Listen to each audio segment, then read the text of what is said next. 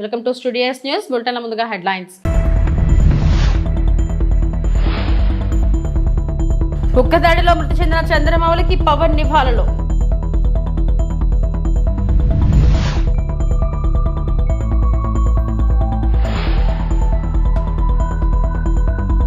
ఉగ్రదాడిలో మృతి చెందిన చంద్రమౌళికి నివాళులు అర్పించిన హోంమంత్రి అనిత.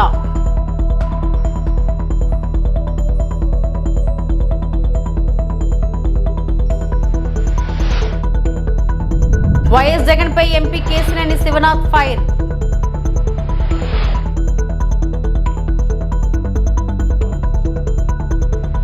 కాశ్మీర్ ఉగ్రదాడికి వ్యతిరేకంగా రాజకీయాలకు అతీతంగా ఏకతాటిపై నిలబడాలని ఉప ముఖ్యమంత్రి పవన్ కళ్యాణ్ అన్నారు. పెహల్గాంలో ముష్కరుల ఘాతకానికి బలైన చంద్రమౌళి భౌతిక కాయానికి విశాఖలో పవన్ నివాళులు అర్పించారు. చంద్రమౌళి కుటుంబ సభ్యులను పరామర్శించి ధైర్యం చెప్పారు. ఉగ్రదాడి బాధిత కుటుంబ సభ్యులు తెలిపిన విషయాలు గుండెల్ని పిండేశాయని పవన్ ఆవేదన వ్యక్తం చేశారు.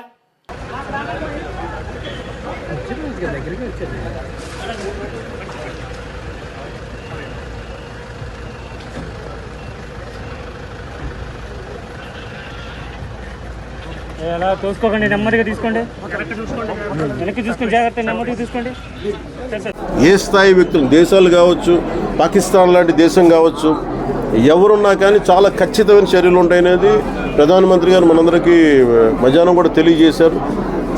ఇది ఇలాంటి సమయంలో ఇర్రెస్పెక్ట్ ఆఫ్ పొలిటికల్ పార్టీస్, మొన్నటికి మొన్న వక్ఫ్ ల్యాండ్ సమయంలో కూడా విభేదించిన వ్యక్తులు కూడా ఈ రోజున ఉగ్రవాదం సమస్య వచ్చేటప్పటికి అందరూ ఏకతాటిపై నిలబడ్డారు. ఇది ఖచ్చితంగా అందరూ అంటున్నది ఒకటే మాట, ఇది మీరు హిందువులా కాదా అని చెప్పి టార్గెట్ చేసి మరి చంపారు. It's targeted Hindu killing. ఇది there is no second thought about it. దీన్ని షుగర్ కోట్ చేయాల్సిన అవసరం, ఇది వాస్తవం అంతే. ఈ వాస్తవాన్ని అందరం గ్రహించి, అలాగే ఎవరన్నా సరే మనకి దేశంలో అంతర్గత సమస్యలు ఏమో మొదలవుతాయి, అట్లాగే జరగవు ఇవన్నీ. We are very clear. ఉగ్రవాదులు అనేవాళ్ళు ఖచ్చితంగా వాళ్ళు ఇస్లాం పాటిస్తున్న వాళ్ళు, అది వాస్తవం. కానీ వేరు, అలాగే మామూలుగా శాంతిపూర్వకంగా శాంతి భద్రతలను కోరుకునే ముస్లిం సమాజం వేరు. అది మాది స్పష్టత మా అందరికీ ఉంది, ఎన్డీఏ ప్రభుత్వానికి ఉంది, మా అందరికీ క్లారిటీ ఉంది.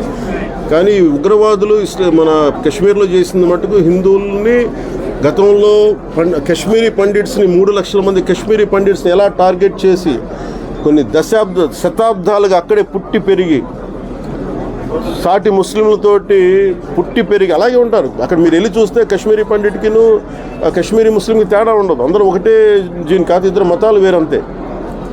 కానీ హిందువులు అని చెప్పి ఆ రోజున 3 లక్షల మందిని టార్గెట్ చేసి చంపేశారు కొంతమంది ఇంతే దారుణంగా. ఆ రోజున మనకి ఇంత మీడియా లేదు, ఆ రోజున మనం ఎవరు స్పందించలేకపోయాం. కానీ ఈ రోజున మనం అందరం కూడా స్పందించాల్సిన అవసరం ఉంది.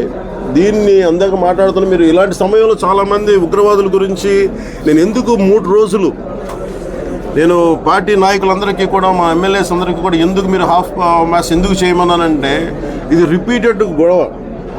ఎక్కడో మన ఉత్తరాదిలో జరిగింది, కశ్మీర్లో జరిగింది, మనకు సంబంధం లేదంటే ఒక బాంబు బ్లాస్ట్ అయినా, లేదంటే మీకు అక్కడ కశ్మీర్లో ఒక తూటా పేలినా, అక్కడ సరిహద్దులో గొడవ జరిగిన భారతదేశం మొత్తం ఆ ప్రకంపనలు వినిపిస్తాయి. ఈ రోజున అక్కడ చంపితే ఒక 26-30 మంది చంపారు, మనకు సంబంధం లేదనుకోవడానికి లేదు. ఈ రోజున చంద్రమౌళి గారు వైజాగ్లో చంద్రమౌళి గారు చనిపోయారు, ఆయన భార్య ముందే చంపేశారు. అలాగే ఇప్పుడు చూస్తే మధుసూదన్ గారి మొత్తం భార్య, బిడ్డలు, 2 ఆడబిడ్డ, మగబిడ్డ, 3 ముందు చంపేశారు. సో దీనికి అక్కడ జరిగింది, ఇక్కడ మనకు స్పందన లేదు, ఇది మనకు సంబంధం లేదు అనుకుంటే ఇది మనకు సంబంధం. దాని ఉద్దేశంతో నేను 3 రోజులు ఇది హాఫ్ మ్యాచ్ చేయమని చెప్పాను. సగం జెండాని మీరు చేసి ఇది మన సంతాపం తెలియాల్సిన అవసరం. ఆ రోజున నేను ఈ ప్రతిపాదన నేను నాయకులకు చెప్పినప్పుడు ఆ రోజున మన ఆంధ్ర రాష్ట్రం ఉన్నారన్న వ్యక్తులు కూడా నాకు తెలియదు. కానీ ఈరోజు ఒక్కొక్క ప్రత్యక్షంగా నేను వాళ్ళు చెప్తుంది ఏంటంటే నిజంగా కడుపు తరుపుపోయాయి, చాలా చాలా బాధేస్తుంది. అందుకని ఇది అలాగే సోషల్ మీడియాలో కూడా మేడం అనిత గారికి కూడా చెప్తున్నాను. మేడం నా రిక్వెస్ట్ కూడా ఏంటంటే, ఎనీ యాంటీ నేషనల్ స్థానికంగా ఉన్న సోషల్ మీడియాలో కూడా ఎవరన్నా సరే ఇష్టారాజ్యంగా మాట్లాడినా, భారతదేశ సార్వభౌమత్వానికి కానీ, భారతదేశ సమగ్రతకు కానీ, భారతదేశానికి సంబంధించిన అంతర్గత విషయాల మీద పిచ్చి పిచ్చి కామెంట్లు చేసిన, సోషల్ మీడియా కామెంట్లు చేసిన చాలా స్టర్న్ యాక్షన్ తీసుకోవాలని హోంమంత్రి గారిని, అనిత గారికి నేను తెలియజేసుకుంటాను. పెహల్గాం ఉగ్రదాడిలో ప్రాణాలు కోల్పోయిన విశాఖవాసి చంద్రమౌళి అంతిమయాత్రలో హోంమంత్రి అనిత, సత్యకుమార్, కూటమి నేతలు పాల్గొని నివాళులు అర్పించారు. ఉగ్రవాదుల చర్యను పార్టీలు, కుల మతాలకు అతీతంగా ప్రతి ఒక్కరూ ఖండించాల్సిన అవసరం ఉందన్నారు. భవిష్యత్తులో ఇలాంటి ఘటనలు పునరావృతం కాకుండా కలిసికట్టుగా పనిచేయాలన్నారు. చంద్రమౌళి ఆత్మకు శాంతి చేకూరాలని ప్రార్థించారు.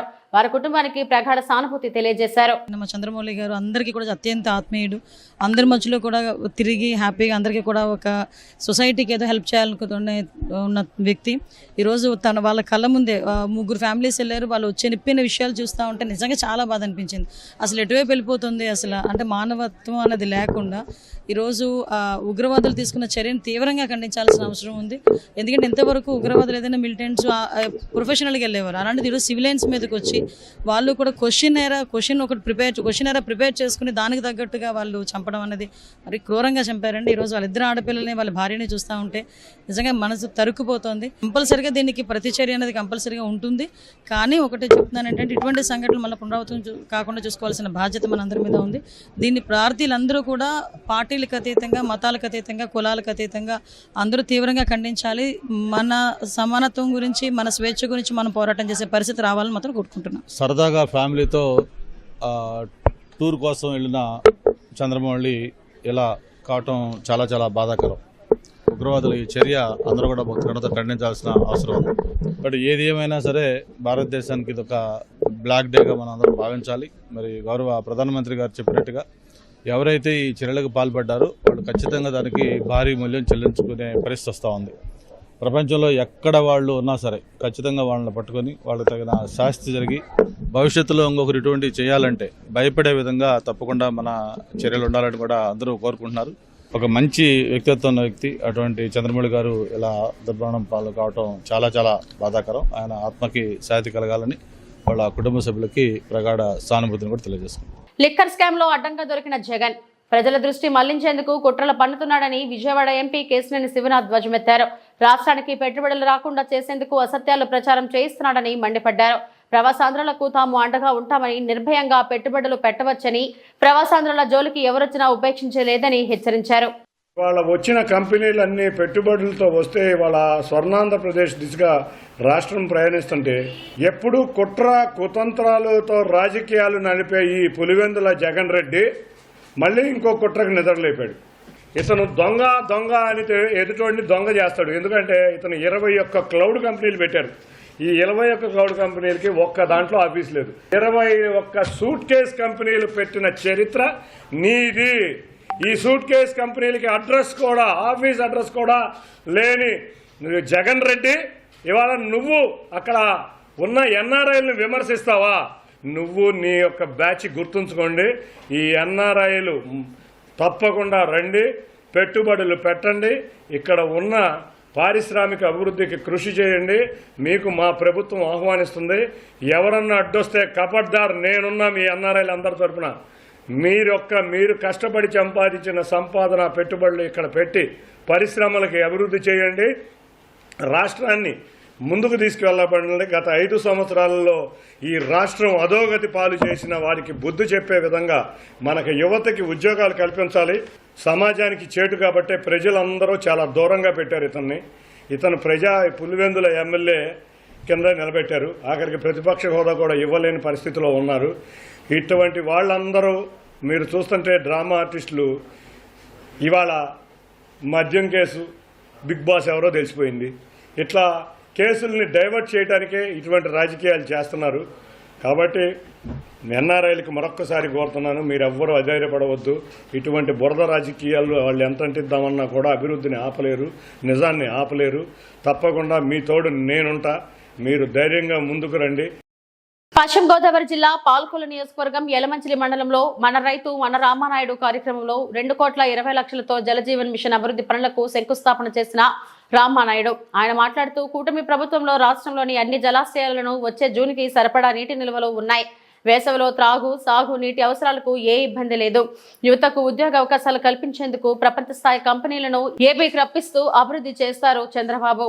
కట్టుబడి పాలకొల్లు నియోజకవర్గంలో సురక్షిత త్రాగునీరు నిమిత్తం అంటే ఇంటింటికి కుళాయి కానీ ఫిల్టర్ బెడ్లు కానీ సంపులు కానీ ఓయిచ్చార్ల నిమిత్తం దగ్గర మరి 80 కోట్ల రూపాయలు మన నియోజకవర్గంలో కేవలం సురక్షిత త్రాగునీరు ఇవ్వడానికి మనం నిధులు కేటాయింపు చేసి వేళ శంకుస్థాపనలు చేసుకుంటూ వస్తూ ఉన్నాం. అదేవిధంగా ఏదైతే రహదారులు కూడా రైతాంగానికి అవసరమైన రహదారులు కూడా మరి ఇంత పెద్ద ఎత్తున రోజు కూడా రాత్రి కూడా చూసారు. రాత్రి సమయంలో కూడా మరి నిన్న కూడా పెద్ద ఎత్తున ఒక 8 గ్రావెల్ రోడ్లు శంకుస్థాపన చేశాం. ఇట్లా ప్రతిరోజు ప్రతి నిత్యము కూడా ఈ పెద్ద ఎత్తున రైతాంగానికి మహిళలకు మరి ఇంత పెద్ద ఎత్తున నిధులు కేటాయించి ఈవేళ పనిచేస్తుంది తెలుగుదేశం జనసేన బీజేపీ ప్రభుత్వం అని చెప్పి తెలియజేసుకుంటూ మరి ఇప్పటికీ మన రైతు మన రామానాయుడు కార్యక్రమంలో భాగంగా రైతాంగానికి 42 కోట్ల రూపాయలు మరి ఇప్పటి వరకు కూడా మరి రోడ్ల నిమిత్తం శంకుస్థాపనలు చేశాము అని అంటే ఎంత పెద్ద ఎత్తున మరి ఈవేళ రైతాంగానికి ప్రభుత్వం సేవ చేస్తుంది అనేది ఇదే పెద్ద ఉదాహరణ. అందులోనూ కూడా ఈవేళ మీరు చూసారు ఏదైతే ఏటుగట్టు పక్కన ఉన్నాం. ఇప్పుడు ఏటుగట్టు పనులు కూడా మీరందరూ కూడా చూస్తూ ఉన్నారు. మరి గతంలో ఏదే గోదావరికి వరదలు వచ్చినప్పుడు రాత్రులు అర్ధరాత్రి సమయాన్ని మనమే ట్రాక్టర్ల మీద మట్టి తెచ్చుకుని మనమే సంచులు తెచ్చుకుని యువత అంతా కూడా రాత్రులంతా కూడా నిద్రాహారాలు మానేసి ఈ ఏటుగట్టుని బస్తాలు కట్టి కాపాడుకునేటువంటి పరిస్థితి. మళ్ళీ ఈరోజు మన ప్రభుత్వం వచ్చింది 8 కోట్ల రూపాయలతోటి కంచుస్తంభపాలెం, బోరువుపల్లి, దొడ్డిపట్ల, లక్ష్మీపాలెం, ఎలమెంచిల వరకు కూడా మరి ఈవేళ ఆ ఏటుగట్టు పటిష్టత మరి ఈవేళ పనులు చేస్తూ ఉన్నాం. మరి నేను అడుగుతూ ఉన్నా, గత 5 సంవత్సరాల వైఎస్ఆర్సీపీ పాలనలో మరి ఒక్క తట్టమట్టి కూడా మరి వాళ్ళు వేసినటువంటి పరిస్థితి లేదు. ఒక్క రూపాయి కూడా మరి గ్రాంట్ ఇచ్చినటువంటి పరిస్థితి ఏటుగట్టుకు లేదు. అంటే పనిచేసేటువంటి ప్రభుత్వానికి పనికిరానిటువంటి ప్రభుత్వానికి పనిచేసేటువంటి నాయకుడికి పనికిరానిటువంటి నాయకుడికి ఇవే ఉదాహరణలు ఇదే ఇటువంటివే. అంచేత ఖచ్చితంగా రేపు ఇంకా ఏదైతే ఇక యలమంచిల నుంచి చించినాడ వరకు కూడా రిమైనింగ్ బ్యాలెన్స్ ఉంది ఏటుగట్టు, దానికి కూడా ఒక 8 కోట్ల రూపాయలు ఎస్టిమేషన్లు వేసాం. అది కూడా తొందరలోనే నిధులు మంజూరు చేసి టోటల్గా నా నియోజకవర్గంలో కంచుస్తంభంపాలెం నుంచి బాడవ ఎండింగ్ వరకు కూడా ఏటుగట్టుని అత్యంత పటిష్టం చేసి ఏమాత్రం వరద వచ్చినా కూడా ఆ యొక్క బెదురు అదురు లేకుండా మనందరం కూడా మరి ప్రశాంతంగా నిద్రించేటువంటి విధంగా ఏటుగట్టుని పటిష్టం చేసేటువంటి బాధ్యత కూడా మేము తీసుకుంటామని చెప్పి తెలియజేసుకుంటూ, అందుకే మళ్ళీ చెప్తూ ఉన్నా, రోజు చెప్తూ ఉన్నా, ఈవేళ పాలకొల్లు నియోజకవర్గం ప్రజలందరూ కూడా ఆలోచించుకోవాలి. ఇంత కష్టకాలంలో ఆర్థికంగా ఇబ్బందులు ఉన్నటువంటి సమయంలో కూడా నిత్యం రోజు కూడా ఇన్ని కోట్ల రూపాయలు మీకోసం తీసుకొచ్చి మీ అభివృద్ధి కోసం తీసుకొచ్చి ఆ పనులను కూడా చక్క పరిగెట్టించుతూ పనిచేస్తున్నటువంటి తెలుగుదేశం జనసేన బీజేపీ ప్రభుత్వాన్ని మీరు ఎల్లప్పుడూ కూడా ఆశీర్వదించండి. ఎందుకంటే ఏదో ఒక్క ఛాన్స్ అంటే మోసపోయి మళ్ళీ మరి అధికార మార్పిడి చేస్తే మేము చేసిన పనులన్నీ కూడా విధ్వంసం అయిపోతూ ఉన్నాయి. మేము చేసిన పనులన్నీ కూడా ధ్వంసం అయిపోతూ ఉన్నాయి. మళ్ళీ వైకుంఠపాలిలో పెద్ద పాము కరిసినట్లుగా జగన్ రెడ్డి పాము కరిస్తే మళ్ళీ కిందకు వచ్చేస్తున్నాం. దయ ఉంచి ప్రజలందరూ కూడా ఆలోచించుకుని మొన్న కూడా తెలుసో తెలియకో 10వ 11వ ఎక్కడైతే వైఎస్ఆర్సీపీకి ఓట్లు వేశారో వాళ్ళు కూడా ఈ అభివృద్ధిని సంక్షేమాన్ని చూసి రేపు తెలుగుదేశం జనసేన బీజేపీ ప్రభుత్వాన్ని మరి ఆశీర్వదించాలని చెప్పి కూడా మీ ద్వారా కోరుతాం. ప్రతి ఒక్కరి జీవితంలో మైండ్ సెట్ షిఫ్ట్ చాలా అవసరమని ప్రముఖ నటుడు చిరంజీవి అన్నారు. మంత్రి నారాయణ కుమార్తె సరణి రచించిన మైండ్ సెట్ షిఫ్ట్ పుస్తకావిష్కరణ కార్యక్రమం విజయవాడలో గురువారం ఘనంగా జరిగింది. ఈ కార్యక్రమంలో ఏపీ సీఎం చంద్రబాబుతో కలిసి చిరంజీవి ముఖ్య అతిథిగా హాజరయ్యారు.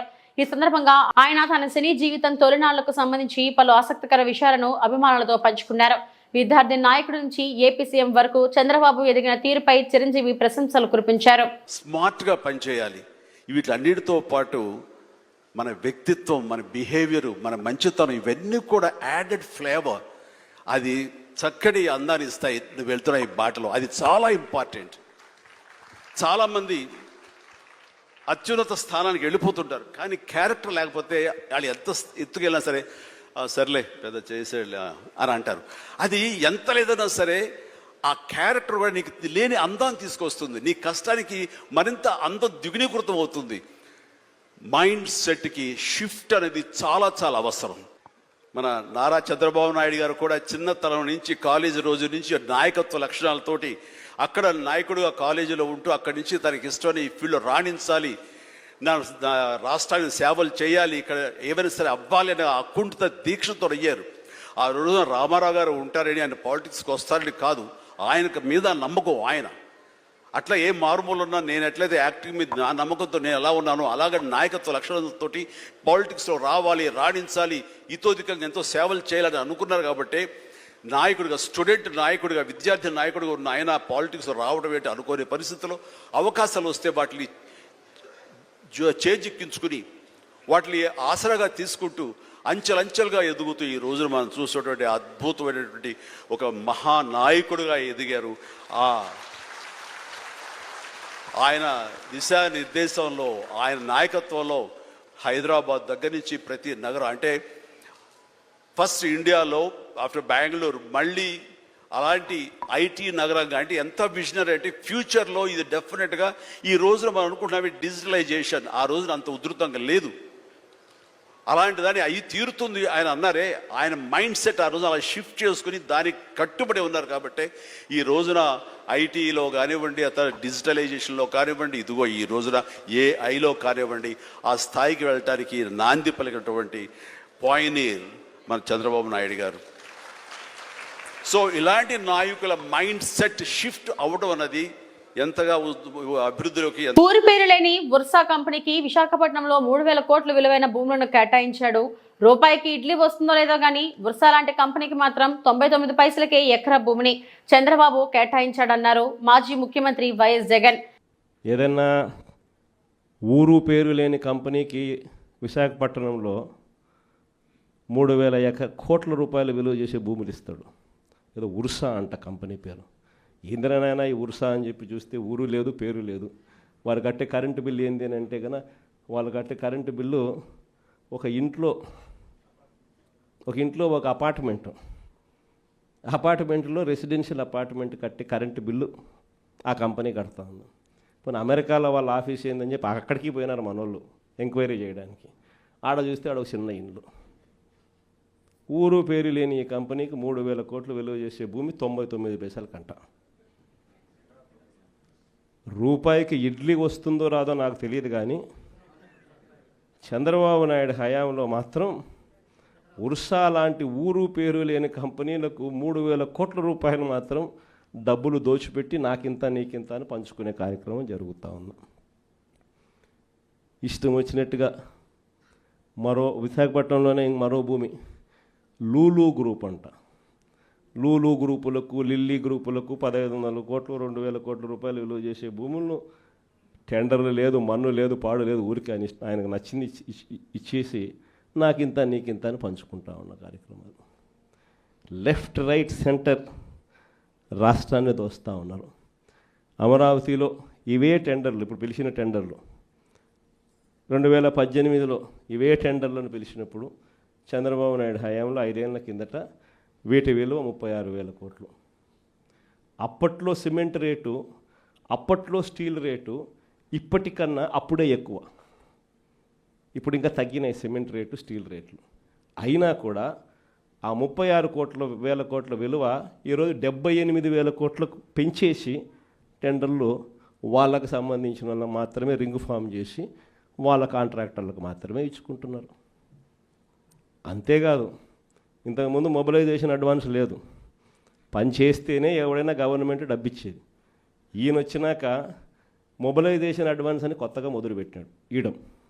అంటే 10% మొబిలైజేషన్ అడ్వాన్స్ ముందే ఇచ్చేస్తాడు, వాళ్ళ దగ్గర నుంచి 8% ఈయన తీసుకుంటాడు. లెఫ్ట్, రైట్, సెంటర్ రాష్ట్రాన్ని దోచేస్తూ ఉన్నారు. చేసిన అప్పులన్నీ ఎక్కడికి పోతూ ఉన్నాయి? ఎందుకు సూపర్ 6 లేవు, ఎందుకు సూపర్ 7 లేవు అని అంటే, ఎందుకు జగన్ చేయగలిగేటాడు, ఎందుకు చంద్రబాబు నాయుడు ఎందుకు చేయలేకపోతున్నాడు అని అంటే కారణం నేను ఇంతకుముందు ఎలక్షన్ అప్పుడే చెప్పిన. జగన్ ఉంటే బట్టలు నొక్కుతాడు, నేరుగా ప్రతి అక్క చెల్లెమ్మ కుటుంబానికి నేరుగా పోతుంది. చంద్రబాబు నాయుడు ఉంటే బట్టలు ఉండవు, చంద్రబాబు నాయుడు ఉంటే నేరుగా ఆయన జోబీలోకి మాత్రమే పోతుంది అని చెప్పి ఎలక్షన్లప్పుడే నేను మొత్తుకొని చెప్పిన. నేను చెప్పిన ఆ రోజు చంద్రబాబు నాయుడు నమ్మడము అని అంటే చంద్రముఖిని నిద్ర లేపడమే అని చెప్పిన. పశ్చిమ గోదావరి జిల్లా తాడేపల్లిగూడెం పురపాలక షాపుల లీజుదారులు షాపుల బంద్. పురపాలక సంఘ అధికారులు అధికంగా పెంచిన అద్దెలకు నిరసనగా స్వచ్ఛందంగా షాపులు మూసి బంద్ పాటిస్తున్నారు లీజుదారులు. ప్రభుత్వ జీవో నెంబర్ 56ను తక్షణమే ఉపసంహరించుకోవాలని డిమాండ్. పాత పద్ధతిలోనే అద్దె కట్టించుకుని లీజుదారులు ఆదుకోవాలని విజ్ఞప్తి. 2 రోజుల క్రితం నోటీసులు ఇచ్చి 7 రోజుల్లో కట్టాలని ఒత్తిడి చేయడంతో ఆందోళన వ్యక్తం చేస్తున్న పురపాలక సంఘ షాపుల లీజుదారులు. స్థానిక కృష్ణా బాలాజీ థియేటర్ నుండి పురపాలక సంఘ కార్యాలయం వరకు శాంతి ర్యాలీ నిర్వహించిన లీజుదారులు. తాడేపల్లిగూడెం పురపాలక సంఘ కమిషనర్ యేసుబాబుకు వినతి పత్రం అందించిన లీజుదారులు.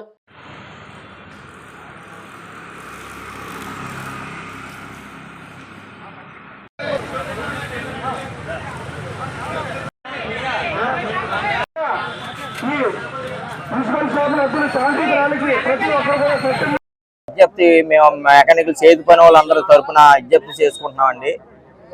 మేము మున్సిపల్ కోర్టులోంచి ఫస్ట్ సర్వీస్ ట్యాక్స్ లేదు, తర్వాత సర్వీస్ ట్యాక్స్ కట్టమన్నారు. అద్దె 33% పెంచమన్నారు, అలాగే కడుతున్నామండి. అయితే ప్రతి నెల కంటిన్యూగా కట్టేసామండి. కట్టేసిన తర్వాత ఈ నెల కూడా అద్దె కట్టేసాము. మళ్ళీ నాకు 1,32,000 వేసారు. ఒక నెల కూడా బాకీ లేకుండా మేము కట్టాము. ఈ చేతి 3 లక్షలు వేసారు, మా సోదరులకి 5 లక్షలు వేసారు. ఈ చేతి పని వాళ్ళు 5 లక్షలు, 3 లక్షలు, 2 లక్షలు ఎక్కడ కడతామో ఒకసారి మీరు దయించి ఆలోచించవలసిందిగా మేము కోరుతున్నామండి. ఏ రకంగా అద్దె కట్టేసినా సరే మీకు బకాయి ఉందని మీ రికార్డుల్లో లేదండి, రాసుకోలేదా? మేము ప్రతి నెల చేసినా చేయకపోయినా ముందు రెంట కట్టాలి, లేదు వీళ్ళు తాళాలేసి బెదిరిస్తున్నారు, చేతి పని వాళ్ళని ఇబ్బంది పెడుతున్నారు. మేము ఎంతమందికి మొరాయించుకున్నా అండి, ఎవరు మమ్మల్ని మా ఆలపన విజ్ఞప్తి చేసుకుంటలేదండి. మా కమిషనర్ గారి తరపున ఏమండి, మున్సిపల్ కోర్టులో రికార్డులు కరెక్ట్గా ఉంచండి, నోటీసు పంపవలసిందిగా మేము 33% పెంచి ప్రతి రెవెన్యూలు 3 ఇయర్స్కి రెవెన్యూలు నోటీస్ ఇవ్వరండి. నోటీసు కూడా మేము ఆర్గ్యుమెంట్ స్టాంప్ పేపర్ పెట్టాం, అయినా అమౌంట్ కట్టామని, అయినా సరే దానికి రెవెన్యూలు చేసి పెట్టలేదు. ఇవాళ రెవెన్యూలు చేయలేదని 3 లక్షలు, 4 లక్షలు, 5 లక్షలు, 6 లక్షల వరకు ఈ చేతి పనుల మీద భారం మోపించారు. దయవుంచి మీరందరూ కూడా ఉన్నతాధికారులుగా అందరూ కూడా విజ్ఞప్తి చేసేది ఏంటంటే, చేతి పనులని కొంచెం మీరు తగిన అద్దెలు తగ్గించి చేయవలసిందిగా కోరు. సీతారాంపేట శ్రీరామాలయం వద్ద అఖండ అన్న సమారాధన. సీతారాంపేట శ్రీరామాలయం వద్ద 10,000 మందితో అఖండ అన్న సమారాధన కార్యక్రమం శుక్రవారం ఆలయ కమిటీ అధ్యక్షులు నరిసే సోమేశ్వరరావు ఆధ్వర్యంలో నిర్వహించారు. ఈ సందర్భంగా నరిసే సోమేశ్వరరావు మాట్లాడుతూ, సీతారాంపేట శ్రీరామాలయం వద్ద శ్రీరామనవమి ఉత్సవాలు ఘనంగా నిర్వహిస్తున్నామని, అందులో భాగంగా ఆలయం వద్ద శుక్రవారం 10,000 మందితో అఖండ అన్న సమారాధన కార్యక్రమం నిర్వహించామని తెలిపారు. 200 సంవత్సరాల నాటి ఆలయాన్ని 19 ఏళ్ల క్రితం పునర్నిర్మాణం చేశామని, ఈ ఆలయ నిర్మాణానికి పుర ప్రముఖులు గూడెం ఎమ్మెల్యే బొలిశెట్టి శ్రీనివాస్, బీజేపీ నియోజకవర్గ incharge Ethukota Tataji, Telugu Desam party incharge Valavala Vabji, Eggina Nagababu తదితరులు హాజరయ్యారు. రామాలయం గుడి ఎప్పుడో పురాతనమైన 200 సంవత్సరాలు ఏళ్ళనాటి గుడి. దీన్ని ఈ రామాలయ కమిటీని మేము పునర్నిర్మాణం చేసి 19 సంవత్సరాలు, వచ్చేది 20 సంవత్సరాలు చాలా ఎంతో వైభవపేతంగా కడతాం. ఈ సీతారాంపేట అంటేనే స్లమ్ ఏరియా, అంటే కేవలం పేదలను నివసించే ప్రాంతంగా ఉండే ఈ ప్రాంతాన్ని ఎంతో అభివృద్ధి చేసి రాముల వారి గుడి కట్టి ఇక్కడ హిందూ ధర్మాన్ని బతికించడంలో మా రామాలయం కమిటీ గత 19 సంవత్సరాలుగా ఎంతో కృషి చేస్తూ ఉంది.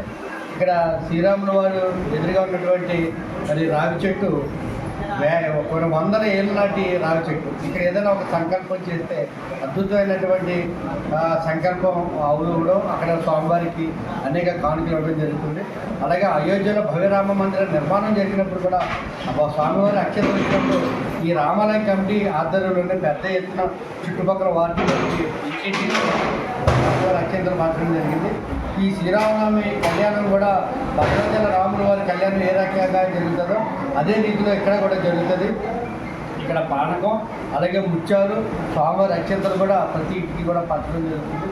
ఈ రోజున మరి అఖండ అన్న సమారాధన 10,000 మందికి పెద్ద ఎత్తున మన ఇంట్లో విందు భోజనం ఏ రకంగా చేస్తాం ఆ రకంగా మరి అత్యంత రుచికరంగా కూడా భోజనాలు ఏర్పాటు చేయడం జరిగింది. మరి చుట్టుపక్కల ఉన్నటువంటి భక్తులందరూ కూడా ఈ కార్యక్రమంలో పాల్గొని స్వామివారి తీర్థప్రసాదాలు తీసుకోవాలని, అలాగే ఈ రామాలయ గుడి అభివృద్ధిలో పెద్దలు ఎంతోమంది మరి ఇక్కడ మాకు సహకరించారు. స్థానిక శాసనసభ్యులు బొలిశెట్టి శ్రీను గారు, అలాగే ఈతకోట తాతాజీ గారు, వలవల బాబుజీ గారు, ఎగ్గిన నాగబాబు గారు, అలాగే పెద్దలు పైపైన వెంకటరామయ్య గారు, అలాగే పత్తులేడు వెంకటరామారావు, ఇలాగే అనేక మంది దాతలు గౌరీ సుబ్బారావు గారు, పెద్దలందరూ కూడా సహకారంతో ఈరోజు గుడి నిర్మాణమే కాదు అఖండ అన్న సమారాధన కూడా చాలా బహుబద్ధంగా చేస్తున్నాం. మరి వారందరికీ కూడా రాముల వారి ఆశీస్సులు ఆ కుటుంబాలు ఎల్లవేళలా ఉండాలని నేను మనస్ఫూర్తిగా కోరుకుంటా ఉన్నాను. జై శ్రీరామ్. ఇవి ఇప్పటివరకు నా బులెటిన్ అప్డేట్స్. నమస్తే.